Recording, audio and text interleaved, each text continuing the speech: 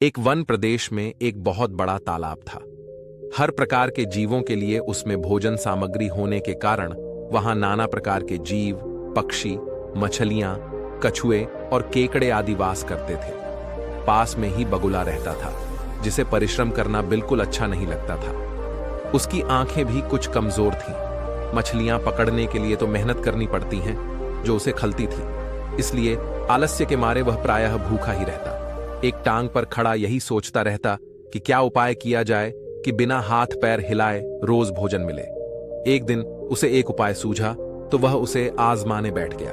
बगुला तालाब के किनारे खड़ा हो गया और लगा आंखों से आंसू बहाने। एक केकड़े ने उसे आंसू बहाते देखा तो वह उसके निकट आया और पूछने लगा, मामा, क्या बात है, भोजन के लिए मछलियों का शिकार करने की बजाय खड़े आंसू बहा रहे हो? बगुले ने जोर की हिचकी ली और भर्राए गले से बोला, बेटे, बहुत कर लिया मछलियों का शिकार। अब मैं यह पाप कार्य और नहीं करूंगा। मेरी आत्मा जाग उठी है, इसलिए मैं निकट आई मछलियों को भी नहीं पकड़ रहा हूं। तुम तो देख ही रहे हो। केकड़ा बोला, मामा, शिकार नहीं करोगे, कुछ खाओगे नहीं तो मर नहीं जाओगे? बगुले ने एक और हिचकी ली। ऐसे जीवन का नष्ट होना ही अच्छा है बेटे। वैसे भी हम सबको जल्दी मरना ही है। मुझे झांत हुआ है कि शीघ्र ही यहां 12 वर्ष लंबा सूखा पड़ेगा। बगुले ने केकड़े को बताया कि यह बात उसे एक त्रिकालदर्शी महात्मा ने बताई है, जिसकी भविष्यवाणी कभी गलत नहीं होती। केकड़े ने जाकर सबको बताया कि कैसे बगुले ने बलिदान व भक्ति का मार्ग अपना लिया है और सूखा पड़ने वाला है। उस तालाब के सारे जीव, मछलियां, कछुए, केकड़े, बत्तखें व सारस आदि दौ से दौड़े बगुले के पास आए और बोले, भगत मामा, अब तुम ही हमें कोई बचाव का रास्ता बताओ। अपनी अक्ल लड़ाओ, तुम तो महाज्ञानी बन ही गए हो। बगुले ने कुछ सोचकर बताया कि वहां से कुछ कोस दूर एक जलाशय है, जिसमें पहाड़ी झरना बहकर गिरता है। वह कभी नहीं सूखता।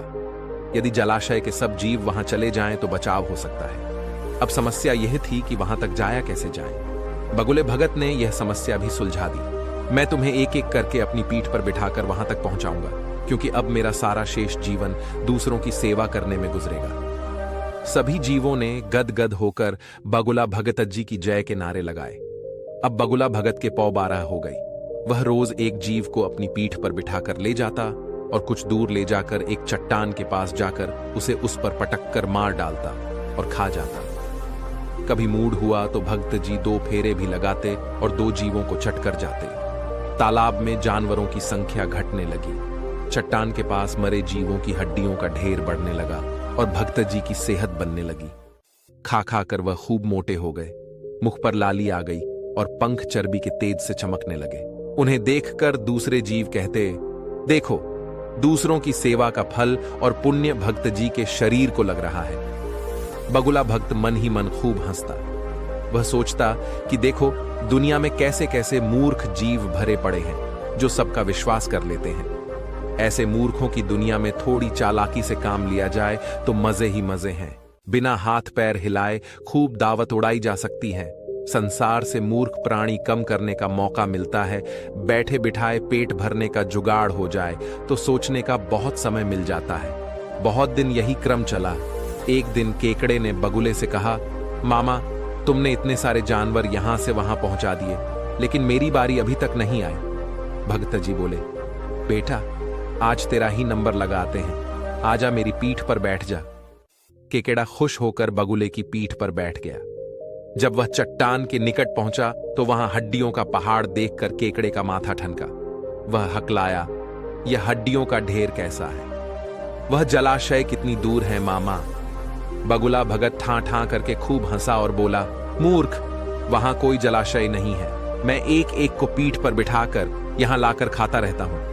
आज तू मरेगा। केकड़ा सारी बात समझ गया।